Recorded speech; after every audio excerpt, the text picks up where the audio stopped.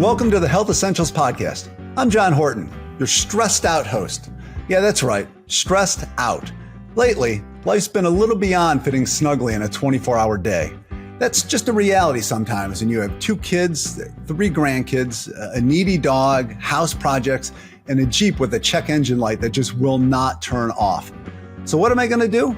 Well, for starters, I'm going to take a deep breath. Certain breathing techniques can melt stress when life seems to be moving a bit too fast. Today, we're going to talk with Dr. Melissa Young, a functional medicine specialist at Cleveland Clinic, about how you can use breathwork to bring some calm to a chaotic world. So inhale and let it out as we search out some relaxation.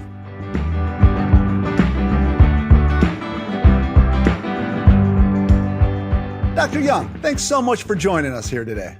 Oh, I'm so happy to be here. Thank you. I got to tell you, every time I talk with you, it's always just a fascinating discussion. I mean, you bring so much energy to the idea of finding natural ways to heal. How did you get into holistic medicine? Oh, so I like to think about, my family of origin was kind of cosmic, and I'll keep it short, but my mother did Reiki. My father did transcendental meditation. We had a homeopath in the family. My grandmother was a registered nurse. I didn't realize till later in life it really influenced me about looking at health from all perspectives and looking at health from, a level of healing, not just treating a symptom. That's fabulous. I love the idea of coming from a cosmic background too. So, well, let's get into our topic today. Sure. We're talking about breathwork meditation. So, What is it? So I think we can put those two terms together and we can separate them. So, there's many different techniques for helping to calm the body and the mind. So we can use breath as an interface between the body and the mind. We can use meditation. Today, when we do a little bit of an experiential piece, I want to separate those out. We'll do 1 or 2 actual true, individual breath techniques, and then one that combines both. But we're using these techniques to find a way to calm the system of our body, our mind, because our minds tend to be very active, and that can lead to sort of, activation of the body for long periods of time that, is not optimal for our health. Yeah. Tell us a little, do you feel like people have like a misunderstanding of what meditation is? I do. And, I work with my patients every day on this because I ask them, do you have any experience with meditation? And, the most common response is, oh yeah, I tried that. I can't do it. I'm bad at it. I can't clear my mind. And I think that's a, really huge misconception. We won't actually make our mind stop thinking. The mind is active, and it is interesting as you're new to meditation, especially in breath work, you will become aware of actually how active your mind is, our inner voice. So our job and part of, learning these techniques is, really when you become aware your mind is wandering, and it can wander even when you're talking to yourself, and you go off, and is just coming back to either the breath, or you can actually use a word or phrase that you repeat silently to yourself. You sort of come back to that. And it's the act of coming back to those anchors, we call them, helps to retrain the nervous system, and the grooves in our brain and nervous system create new patterns. But it isn't about silencing the mind. That actually won't happen. See, this is why I love talking to you. It's always fascinating. So when I was researching for this, I saw the phrase that the science of breathing. So talk about how that can help us live a little better. Absolutely. And, we think about East Indian medicine, so Ayurveda, traditional Chinese medicine.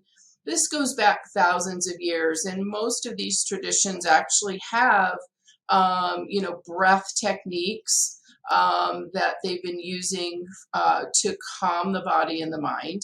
And, the breath is the interface between the body and the mind. So we have the autonomic nervous system. There's two arms of that. There's the sympathetic fight or flight nervous system that we're all pretty familiar with. But the opposite arm of that is the parasympathetic nervous system, and it's the rest and digest. It's the one that helps us calm the body. And most people aren't aware that we actually need to be in a relaxed state for digestion to occur and to occur properly. And I think that's one of the reasons we might see so much irritable bowel, as one example. But there's those two arms of the nervous system, and we need both.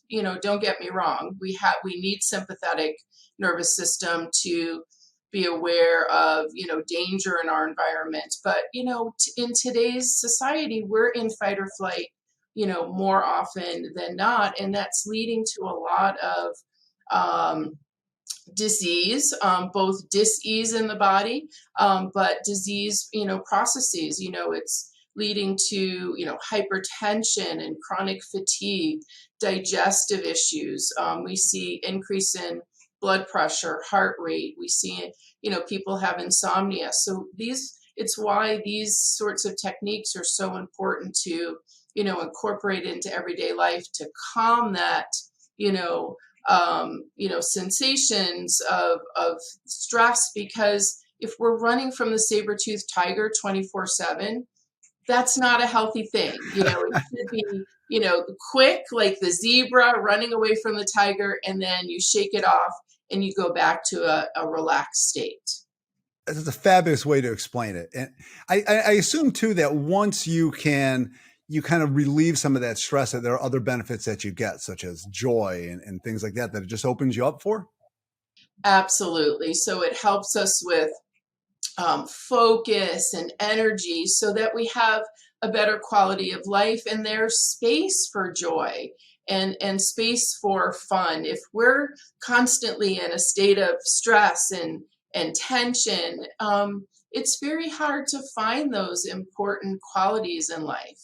So absolutely. Yeah, yeah. And as far as like breath work, this is something I assume is for anybody to try. I mean, all ages, just anyone? Definitely. All ages, doesn't matter what medical conditions you have. Um, when I was talking about my dad, and, he did transcendental meditation for decades, I had my first walking mantra, my first experience with meditation at age 4. Wow. And there's some incorporation of breath in that, in terms of, this repetition of a word or sound with mantra meditation. But yes, absolutely, it spans, all ages, all populations. And it's finding, I think, a technique that resonates with you. There's so many, which is exciting, trying different ones. What works for you? And I think that you can do different techniques at different times. So there's some that are a little bit more complex that you might want to be sitting at home to do something like the 4-7-8 breath, which I love and I learned in my integrative fellowship with Andy Weil. But, just diaphragmatic breathing, box breathing, you can do just about anywhere. Well, as you mentioned, there are so many different techniques. So we can't go over all of them here today. But I know Yes. you've said that you could walk us through kind of a few just simple basic techniques that we can use. So let's go with it. Absolutely. So, I think that at least to start, it's great to just sit in a quiet place if you can, legs and arms uncrossed if possible. And if people are comfortable, they can close their eyes or have a sort of downward gaze to get rid of some of the distractions, but that's not essential. And then I like to start people, with a hand on their chest and a hand on their belly, and, taking a few slow breaths, but wanting to notice as you do that, is your chest rising or is your belly rising? We want our belly to be rising when we take that deep breath. That's a diaphragmatic, breath. So And pull it so deep in there, all the way down. all the way down, slow and easy. And then that's inhaling through the nose, and then often exhaling through the mouth. And for this, just allowing your mind to see and feel your belly rising and falling with the breath. So this is a perfect place to start for people. They can do this lying down or sitting, and especially if you're very new to breath work, just the belly rising and falling gently at your pace. It feels fabulous. Yes, and that's where we start, because most people are chest breathers. You're not getting the movement of your diaphragm. You're not getting the air movement and the oxygenation that we want. And so this, really helps focusing on the rise and fall of the belly. Then, I love box breathing. I'm also very visual. So in your mind, you can visualize a square, and you start at the bottom left of the square. So then as you go up the square in your mind, we breathe in for a count of 4. So 1, 2, 3, 4. We hold for 4 breaths as you go across the top of the square. 2, 3, 4, and then breathe out as you go down the right-hand side of the square for a count of 4, 3, 4, and then hold again the bottom of the square for a count of 4. Perfect. Well, what does that do? Because it's an interesting technique. It slows you down so much. What does that do for you? What is the benefit? So I think it's several things. It helps bring us into our bodies, away from the distractions of not only the world, but our thinking mind. That slowing of the breath will help slow our pulse rate, decrease our blood pressure, and bring us more into that state of calm.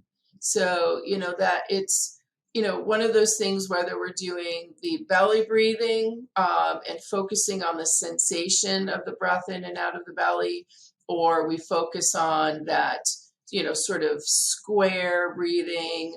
It's all about a focus, getting away from the chatter in our brain, and then the breath helps slow our physiology and get us out of that stress response. How long should you do that? I'd imagine it's the sort of thing where you could spend a decent amount of time, or if you just need a quick refresh, a minute or two could help out a lot.